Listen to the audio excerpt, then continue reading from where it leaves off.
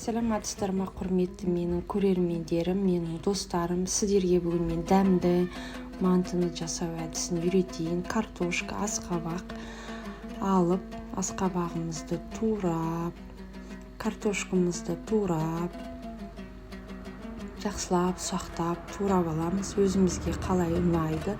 Үлкендеу турасақ та болады, орташа қылып турасақ та болады. Менің өзіме кішілеу, төртбұрыш қылып тураған ұнайды.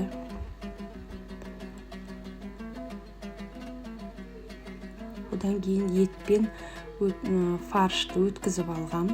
Етті пиязды араластырып алдым, екеуін бірге өткізіп алдым. Қара бұрыш себеміз. Қара бұрышымыз өзімізге қаншалықты ұнайды, соншалықты себеміз, бірақ қатты қара бұрыш қосудың да қажеті жоқ. Тұзды да өткізіп жіберудің қажеті жоқ. Бәрін араластырамыз, жақсылап отырып, тұзымызды, қара бұрышымызды, картошкамызды, асқабағымызды бәрін жақсылап араластырамыз. Одан кейін нанымызды бөліп аламыз үшке. Бөліп, нанымызды тындырамыз, күлшелеп қоямыз да тындырамыз. Жақсылап тұрып күлшелеп аламыз. Кезек-кезек күлшелейміз. Жақсы қанып тұрған нанды жайғанға өте ыңғайлы. Үшеуінде кезек-кезек елеп аламыз жақсылап.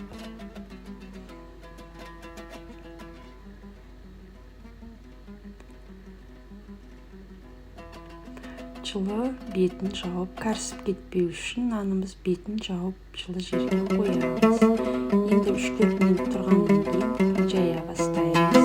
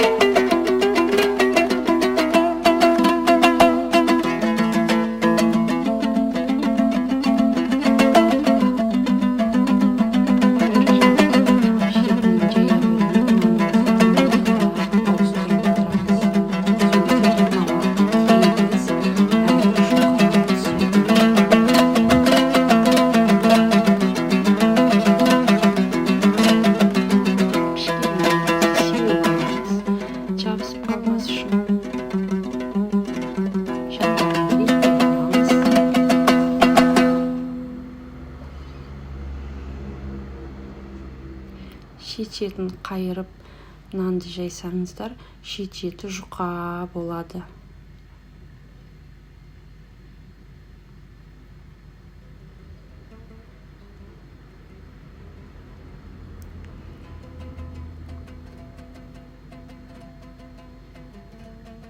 Ашамыз. Қайтадан екінші жақтарын қайтарып аламыз. Нанымызды түзеп аламыз. Май жабысып қалмас үшін.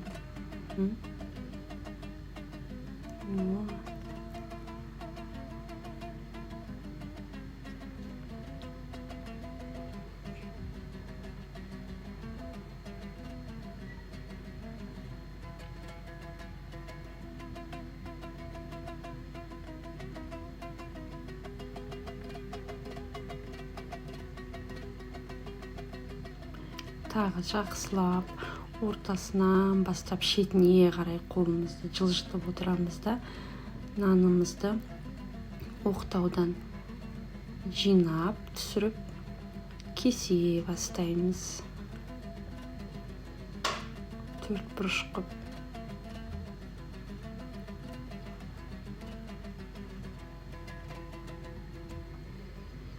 Енді сол төрт бұрышымызды ұшын артық жақтарын кесіп тастаймыз.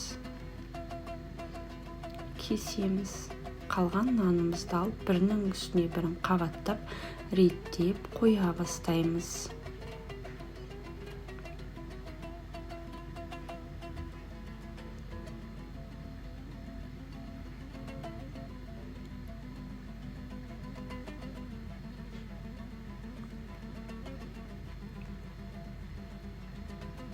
Реттеп қойып,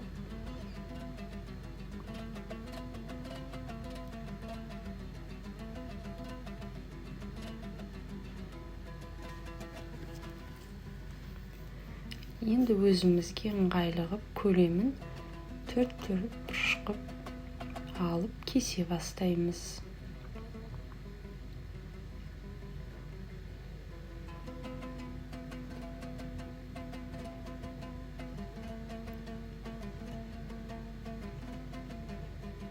Енді осы төрт бұрыш кескен нандарымызды тақтайдың бетіне реттеп қоямыз. Бірінен кейін бірін қоямыз.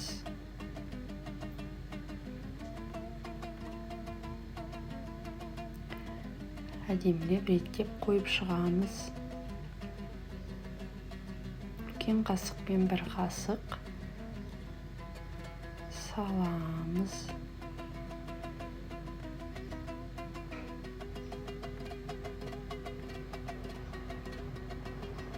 Енді төрт жақ бұрышын біріктіріп, екі шетін бір-біріне біріктіріп мантымызды түйеміз. Төрт бұрышын бірінші біріктіреміз.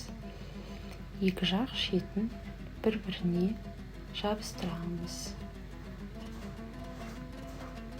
Өстіп мантымызды түйіп болсақ, мантаваркымызды майлап, жақсылап майлап аламыз да мантаваркіге қоя бастаймыз. Жабысып қалмайтындай бір-біріне қатты тақамаймыз. Кішкене ашықта қоямыз. Міне, бүгінгі біздің мантымыз дайын болды.